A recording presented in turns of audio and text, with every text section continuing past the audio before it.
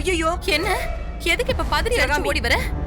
சரவண சந்தியாவை எங்க கொண்டு போய் விடுறேன்னு சொன்னா? இறஞ்சி போற ரூட்ல எங்கேயோ இருக்குன்னு சந்தியாமா ஒரு வாட்டி என்கிட்ட சொன்னாங்க. ஐயோ அப்ப அது சந்தியாவே தான். என்னன்னு சொல்லி தொலையேன். சந்தியா போன நேசமணி பஸ் ஆக்சிடென்ட் ஆயிடுச்சா சிவகாமி?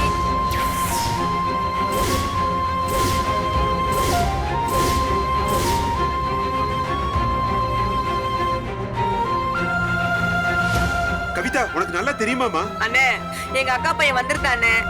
சரவண சந்தியாவை பஸ் ஏத்தி விட்டத அவன் பாத்துருக்கானே. அது இளஞ்சி வழியா திருநெல்வேலி போற பஸ்ன்னு எனக்கு அடிச்சு சொன்னான் அவன்.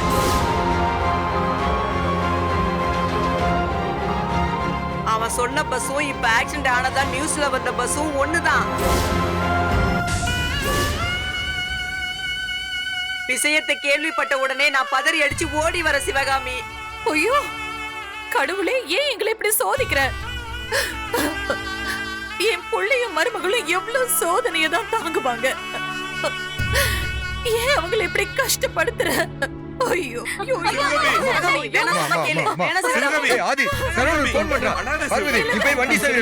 நல்லா இருப்பாங்க சிவகாமி, உங்களுக்கு ஒண்ணும் ஆகாது. நீ பதட்டப்படாத, நீ தைரியமா இரு சிவகாமி. அவங்களுக்கு எதுவும் ஆயிருக்காது. சொன்னா கேளு. ஏன் வாயாலேயே சந்தியாவுக்கு சாபம் விட்டுட்டேனே. கடவுளே கடவுளே, அது பழிச்சிட கூடாது. கடவுளே, அது பழிச்சிட கூடாது. சந்தியா திருப்பி நல்லபடியா வந்துடணும். வந்துருவால. சரவணா சரவணா சிவகாமி, சிவகாமி மயிலே போய் தண்ணி கொண்டு வா. சரிங்கய்யா.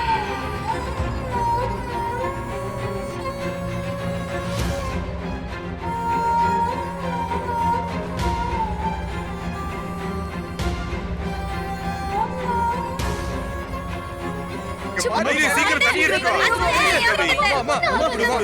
அப்பா சீக்கிரம் அடிங்க. சிவகாமி சிவகாமி சிவகாமி எந்திரிமா, எந்திரி. சிவகாமி சிவகாமி கண்ணை திற சிவகாமி. என் புள்ள சரவணா, சந்தியாவுக்கு ஆக்சிடென்ட் எங்க நடந்துச்சு? பஸ் போயிட்டு இருக்கும்போது பிரேக் பிடிக்காம ஒரு லாரி வந்து மோதிடுச்சாப்பா. பஸ் ஸ்டாண்ட்ல போய் கேட்டா சொல்லுவாங்கப்பா. அண்ணா, நீ ரெண்டு பேருக்கு போய் கால் கிடைக்கலண்ணா. அப்பா நம்ம இங்க இருந்து டைம் வேஸ்ட் பண்ண வேணாம்ப்பா, நம்ம போய் பார்க்கலாம்ப்பா. சரிப்பா. அம்மா அண்ணன் ஒண்ணும் ஆகாதும்மா, பத்திரமா இருங்க. இது வந்துரு.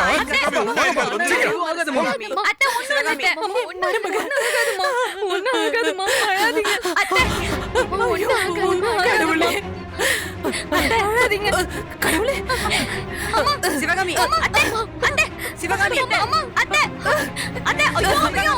பாத்து சிவகாமி. கடவுளே, உன்னை நான் இன்னும் நம்புறேன். என் பிள்ளையையும் மருமகளையும் கைவிட்டுடாதப்பா. என் பிள்ளைங்களை எனக்கு நல்லபடியா திருப்பி கொடுத்துரு. அவங்களுக்கு எதுவும் ஆக கூடாது. என் சாபம் பலிச்சிட கூடாது. கடவுளே, நல்லபடியா என் பிள்ளைங்களை எனக்கு திருப்பி கொடுத்துரு.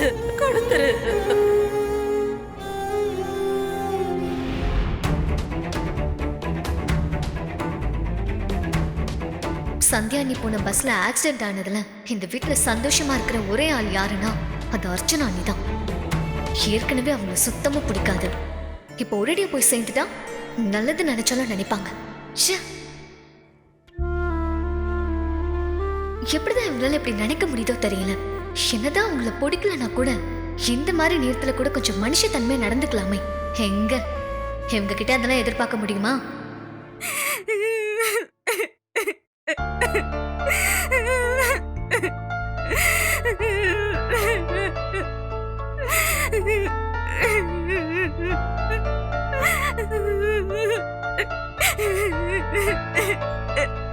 அண்ணி, என்னாச்சு அண்ணி? ஏன் அழுதுட்டு இருக்கீங்க? ஒண்ணும் இல்ல பார்வதி, நீ போ. சொல்லுங்க அண்ணி, என்ன பிரச்சனை? எதுக்காக இப்படி அழுதுட்டு இருக்கீங்க? அண்ணி, என்ன ஆச்சுன்னு சொல்லுங்க. என்ன இருந்தாலும் சந்தியா பாவம் இல்ல. அவளை எனக்கு பிடிக்காதுதான். அவளுக்கு கெட்டதை நினைச்சிருக்கேன். பல தடவை அவளை அத்தை கிட்ட மாட்டி விட்டுருக்கேன். எல்லாம் உண்மைதான். சந்தியா இந்த வீட்டை விட்டு போகணும்னு கூட நான் நினைச்சிருக்கேன். ஆனா இந்த உலகத்தை விட்டே போயிடணும்னு நினைச்சதே இல்ல பார்வதி. சந்தியாக்கு ஒண்ணும் ஆக கூடாது பார்வதி. அவ எப்படியாவது பொழைச்சு வந்துடணும். நீங்களா அண்ணி இப்படி எல்லாம் பேசுறீங்க? என்னால நம்பவே முடியல. நானும் மனுஷி தானே பார்வதி. எல்லா நேரமும் சந்தியாவை வெறுத்துட்டே இருக்கிற அளவுக்கு நான் ஒன்னும் அவ்வளவு கெட்டவெல்லாம் கிடையாது. ஆக்சிடென்ட்னு சொன்னதுல இருந்து என் மனசுக்குள்ள என்னென்னமோ ஓடுது. சந்தியா இந்த வீட்டுக்கு கல்யாணம் ஆகி வந்த நாள்ல இருந்து என் கண்ணுக்கு அவ எதிரியாதான் தெரிஞ்சா. வீட்டோட ஒரே மருமக நானா இருந்தப்போ அதுக்கு போட்டியா வந்தவ அவ. அந்த கடுப்பு என் மனசுல இருந்துச்சு. ஏன் இப்ப கூட இருக்கு. அத மனசுல வச்சுக்கிட்டு எத்தனையோ தடவை அவளை மாட்டி விட்டுருக்கேன். திட்டம் வாங்க வச்சிருக்கேன். ஆனா அதெல்லாம் சந்தியா ஒரு நாள் கூட பெருசே பண்ணது கிடையாது தெரியுமா? அவ கண்டுக்காம போக போக அந்த அகங்காரம் எனக்குள்ள இன்னும் அதிகமாச்சு. நம்ம இவ்ளோ டார்ச்சர் பண்றோம், இவ பாட்டுக்கு அமைதியா போறாளே அப்படிங்கிற கடுப்புல எனக்குள்ள இருந்துச்சு. அவளை மேற்கொண்டு டார்ச்சர் பண்ண ஆரம்பிச்சேன். செய்யாத தப்புக்கெல்லாம் அவ மேல பழிய போட்டேன். அவ பெருந்தன்மையா நடந்துக்கிட்டா என்கிட்ட. அந்த குடோன் எரிஞ்ச பிரச்சனையில இருந்து நகை காணாம போன வரைக்கும் இந்த மாதிரி எத்தனையோ பிரச்சனை. ஒருவேளை இன்னும் கொஞ்ச நாள் போயிருந்தா நானே நல்லவள் ஆகி சந்தியாவை ஏத்துக்க ஆரம்பிச்சிருப்பனோ என்னவோ தெரியல. இவங்க நிஜமாவே சந்தியானிக்காக ஃபீல் பண்றாங்க. நான் தான் தப்பா நினைச்சிட்டேன். சந்தியா நிறைய படிச்சிருக்கா, புத்திசாலி, எல்லா விவரமும் தெரிஞ்சிருக்கு. காலேஜ்ல நிறைய மார்க் எடுத்து பேப்பர்ல போட்டோ எல்லாம் வருது. பெரிய பெரிய போலீஸ் அதிகாரிங்க எல்லாம் கூப்பிட்டு பாராட்டுறாங்க. டிவில பேட்டி எடுத்து போடுறாங்க.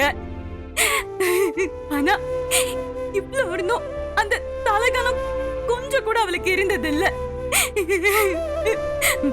இதுவே வேற ஒருத்தையா இருந்திருந்தான்னு வச்சுக்கோயேன், என்னென்ன செஞ்சிருப்பா, எப்படி எப்படிலாம் ஆடி இருப்பா. பாவம் சந்தியா, அவளுக்கு எதுவும் ஆயிருக்க கூடாது, அவளுக்கு எதுவும் ஆயிருக்க கூடாது. நானும் சந்தியா நீய ஆரம்பத்துல புரிஞ்சுக்கல. இப்பதான் அவங்க எவ்வளோ நல்லவங்கன்னு தெரிஞ்சது. அதுக்குள்ள இப்படி ஆயிடுச்சு. நான் நல்லா படிக்கணும், படிச்சு கையில ஒரு டிகிரியோட தான் கல்யாணம் பண்ணணும்னு நினைச்சாங்க. பொண்ணுங்களுக்கு படிப்பு தான் மிகப்பெரிய சொத்துன்னு அவங்க சொல்லிட்டே இருப்பாங்க. அவ யாருக்கும் எந்த கெட்டதும் நினைக்கிற மாதிரியே தெரியல.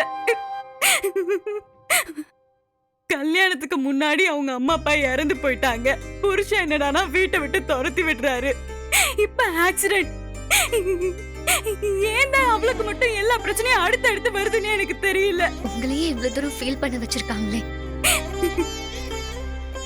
நீங்க, நான், ஆதி எல்லாரும் சேர்ந்து அன்னைக்கு எவ்வளவு தூரம் குடைச்சல் கொடுத்திருக்கோம். ஆனா ஒரு கட்டத்துல அவங்களோட நல்ல மனசை புரிஞ்சுக்கிட்டு நான் மாறிட்டேன். நீங்களும் ஆதியும் தான் இன்னும் அப்படியே இருக்கீங்க.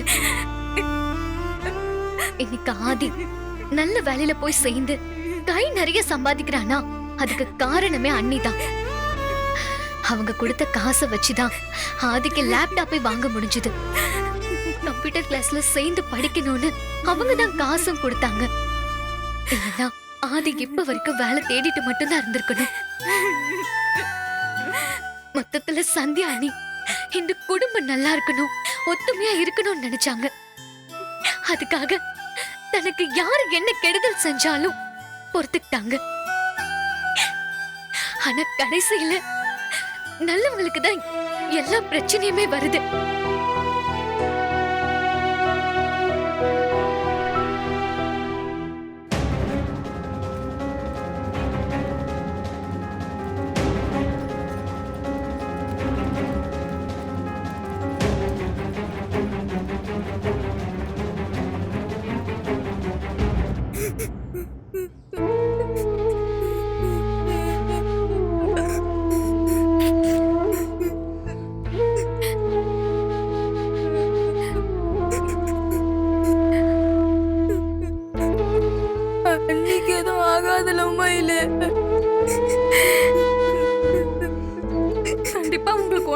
போகுதுடா. அவங்க ரொம்ப நல்லவங்க. அப்புறம் ஏன் மயில நீ அழுகுற? நீ அழுறத பார்த்தா எனக்கு ரொம்ப பயமா இருக்கு. இந்த வீட்ல எல்லாரும் ஒத்துமையா இருக்கணும்னு சந்தியம்மா ரொம்ப விட்டு கொடுத்து போவாங்க. மத்தவங்க அவங்கள காயப்படுத்தினாலும் அவங்க ஒரு நாள் கூட சண்டை போட்டதே இல்ல. ஏன் இப்படி பண்ணீங்கன்னு ஒரு வார்த்தை கேட்டது கூட இல்ல. ஆனா கடைசி வரைக்கும் அவங்கள யாருமே இந்த வீட்ல புரிஞ்சுக்கலடா.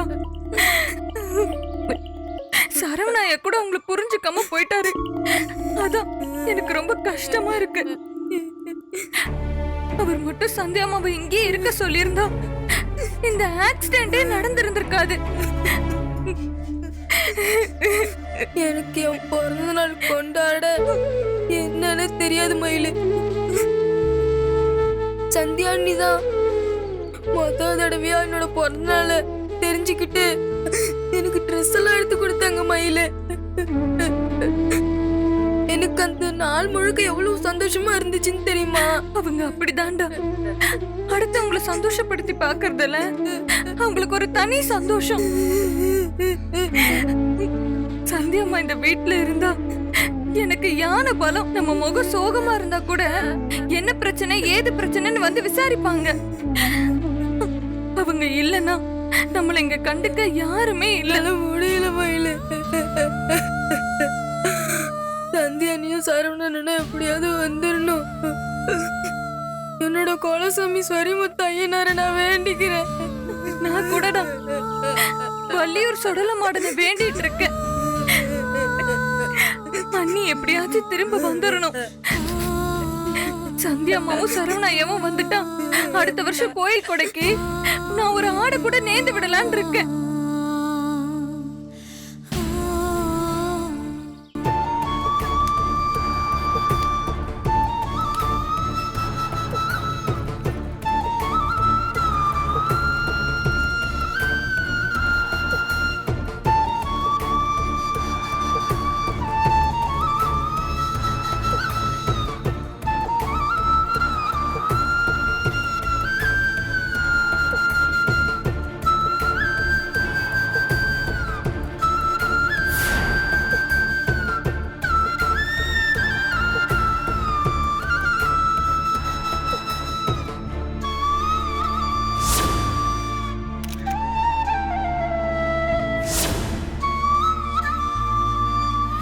இந்த ஜில்லாவிலேயே இப்படி ஒரு மருமகளை எங்க தேடினாலும் கண்டுபிடிக்கவே முடியாதுமா. அந்த வகையில நீ என்னைக்குமே பெருமைப்பட்டுக்கல சிவகாமி. சரவணா, நீ எங்கடா இருக்க? நீ இங்க திரும்பி வாடா. இந்த வீட்டுக்காக நீ படாத பாடெல்லாம் பட்டியே. ஒரு வேளை கஞ்சிக்கு கூட வழி இல்லாம கிடந்துமே. நீ உழைச்சு உழைச்சு இந்த குடும்பத்தை கரை சேர்த்து இந்த நிலைமைக்கு கொண்டு வந்துட்டு இன்னைக்கு எல்லாரும் நல்லா இருக்கும்போது உனக்கு மட்டும் ஏண்டா இப்படி எல்லாம் ஆகணும்? ஐயோ கடவுளே, உனக்கு கண் இல்லையா? என் புள்ள போன பஸ் பத்திரமா பாத்துக்க உனக்கு கூற இல்லையா?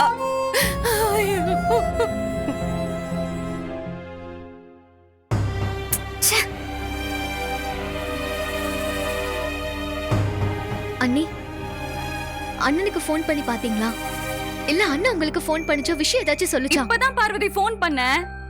ஃபுல் ரிங் போய் கட் ஆயிடுச்சு. போன் அவர் எடுக்கவே இல்ல. சரி இருங்க, நான் ஆதிக்கு ஃபோன் பண்ணி பாக்குறேன்.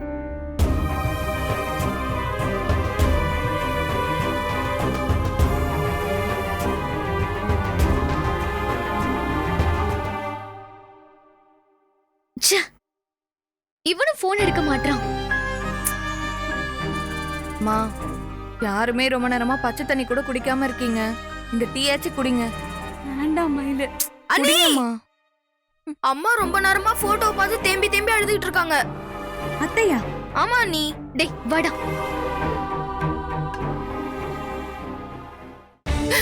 அம்மா, சரவணா. அம்மா என்னாச்சுமா? ஐயோ, என் புள்ளைக்கு என்னாச்சுன்னு தெரியலையே. அம்மா அழாதீங்கம்மா. அண்ணனுக்கும் அன்னைக்கும் ஒண்ணும் ஆயிருக்காது. நீங்களே எங்களுக்கெல்லாம் யாருமா ஆறுதல் சொல்லுவா? அத்தை, தனக்குன்னு எதுவுமே செஞ்சுக்காத வண்டி என் சரவண. 100 ரூபாய் கையில கிடைச்சா அதை வச்சு 2 கிலோ அரிசி வாங்கலாமா, தங்கச்சிக்கு ஒரு செருப்பு வாங்கலாமான்னு தான் அவன் யோசிப்பான். கட்டின பொண்டாட்டி இந்த வீட்டை விட்டு போனா போகட்டும், எங்கேயாவது போய் அவன் நல்லா இருக்கட்டும்னு நினைச்சானேடி ஏன் புள்ள.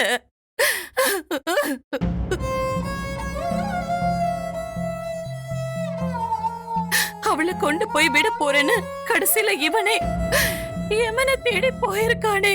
ஐயோ கடவுளே. அத்தை, அவங்களுக்கு ஒண்ணும் ஆகாது அத்தை. இப்போ கொஞ்ச நேரத்துக்கு முன்னாடி கூட டிவில நியூஸ் பார்த்தேன் அத்தை. 90 பேர் போயிருக்காங்க. அதுல 7-8 பேர் உயிருக்கு தான் ஆபத்துன்னு சொன்னாங்க அத்தை. 7-8 பேரா? அவங்க பேர் சொன்னாங்களா? இல்ல அத்தை, பேரெல்லாம் சொல்லல. ஆனா அத சொல்றதுக்கு இன்னும் கொஞ்சம் டைம் ஆகும்னு நினைக்கிறேன். ஐயோ கடவுளே, அதுல என் புள்ள இருக்க கூடாது கடவுளே. அப்பாக்கு ஆதிக்கம் கூட ஃபோன் பண்ணி பார்த்தேம்மா, போனே எடுக்கல. சரவணா என் மனசுக்கு அவர் 10 பேரை காப்பாத்துவாரே தவிர அவருக்கு ஒண்ணும் ஆயிருக்காதுமா.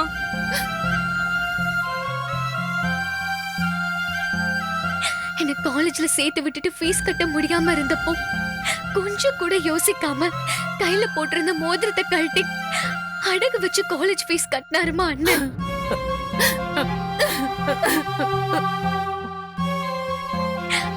அவரு படிக்கலனாலும் நான் படிக்கணும்னு அவ்வளவு ஆசைப்பட்டுச்சுமா.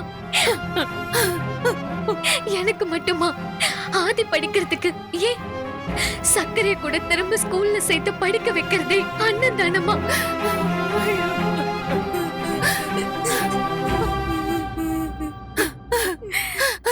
அந்த சாமிக்கு கண்ணுன்னு ஒண்ணு இருந்தா, மனசாட்சின்னு ஒண்ணு இருந்தா, என் புள்ளைக்கு எதுவும் ஆகாம நல்லபடியா நம்ம வீட்டுக்கு கொண்டு வந்து சேர்க்கணும். அத்தை, சரவணன் மாமா சந்தியா 2 பேருக்கும் ஒண்ணும் ஆகாது அத்தை. நம்ம இத்தனை பேரோட பிரார்த்தனை உங்களுக்கு திரும்ப கொண்டு வந்துரும் அத்தை. நீங்க பயப்படாதீங்க அத்தை.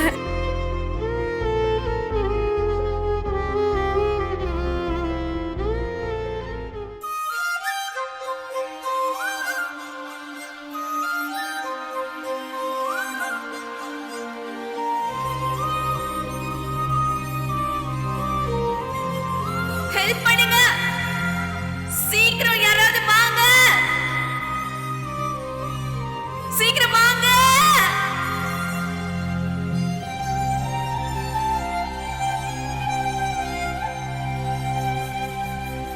சீக்கிரம் ஸ்ட்ரெச்சர் கொண்டு வாங்க. ப்ளீஸ் ஹெல்ப் பண்ணுங்க, யாராவது வாங்க.